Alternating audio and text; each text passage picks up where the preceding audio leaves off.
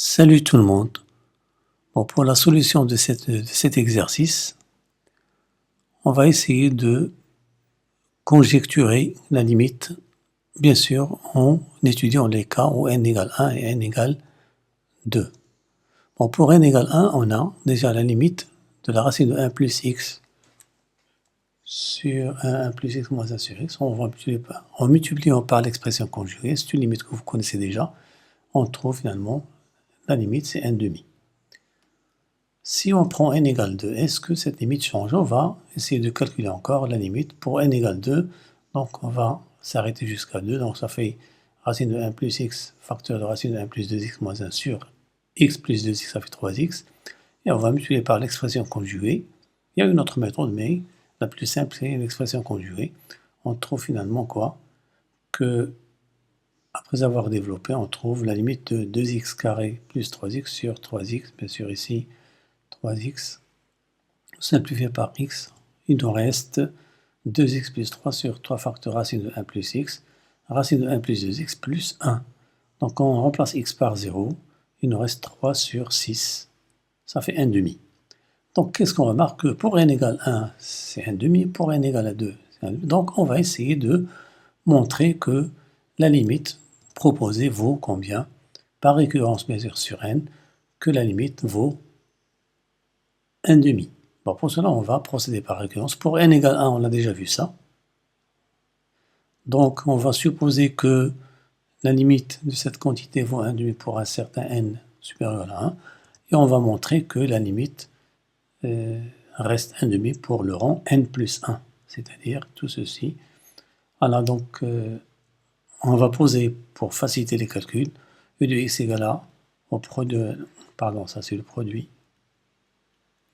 de racine de 1 plus x fois racine de 1 plus 2x fois racine de 1 plus nx, et grand X égale x plus, bon il est clair que ça c'est quoi? C'est n facteur de 1 plus 1 sur 2 fois x. Donc maintenant on va, soit n appartenant à n, on va essayer de réécrire bien sûr cette quantité sous la forme. Donc on va faire apparaître u de x. Donc u de x c'est quoi? C'est ça, c'est cette quantité là. Donc je vais retrancher 1. Donc quand on aura développé, il y aura moins racine de 1 plus n plus 1. Donc il faut que je l'ajoute. Donc c'est ça l'idée. Bien sûr, sur ici, ça c'est grand X plus n plus 1.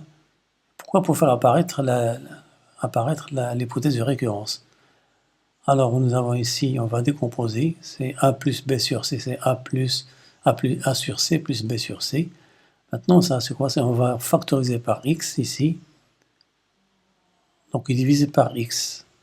Donc, on aura ici ux moins 1 sur grand x, racine de 1 plus 1x sur tout ça, il n'y a pas de problème ici. Donc, on va essayer de calculer toute cette quantité-là. Or, on a savait que x égale x plus 2x plus, donc c'est n facteur de n plus 1 sur 2 fois x. Et on ajoute 1 et on divise par x. Donc, ça fait, on trouve n plus 2 sur n. C'est pas difficile à vérifier. Donc, on va reporter tout ceci ici. Donc, or la limite de e de x moins 1 sur x quand x tend vers 0 c'est égal à 1 demi, c'est l'hypothèse de récurrence. Donc la limite de e de x moins 1 sur grand x, facteur de tout ceci, donc ça c'est 1. En numérateur il nous reste 1. Et on a vu que n plus 1 sur x est égal, bien sûr, n plus 2, 1 plus 2 sur 2. Donc avec 1, ça donne l'inverse, c'est n sur 2 facteurs de n plus 1. Et la limite du deuxième membre, c'est quoi? C'est, on remplace bien sûr ici, donc nous avons une forme indéterminée, donc il faut multiplier par l'expression conjuguée.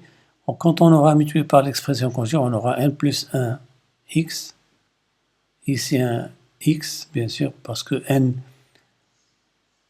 on a vu que x plus n plus 1, c'est quoi? C'est n plus 1 facteur de n plus 2 sur 2.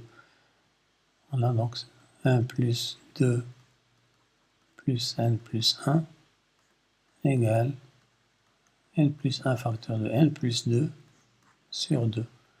Donc on simplifie par x, il nous reste ceci. Or, quand on remplace x par 0, il nous reste ici 2. 2 sur 2, ça fait 1. Il nous reste encore égal 1 sur n plus 2. Donc la limite, c'est la somme de ce qu'on a trouvé, ce terme plus ce terme-là, qui nous donne n. Bon, après avoir réduit au même dénominateur commun, on trouve égal 1 demi. Donc finalement, la limite vaut 1 demi pour le rang n plus 1. Conclusion, donc la limite de l'expression vaut 1 demi, quel que soit n supérieur ou égal à 1. Voilà, donc c'est terminé pour la solution de cet exercice. J'espère vous retrouver pour un nouvel exercice, mais n'oubliez pas de vous abonner à ma chaîne et de partager avec vos camarades pour que tout le monde en profite. Et à bientôt.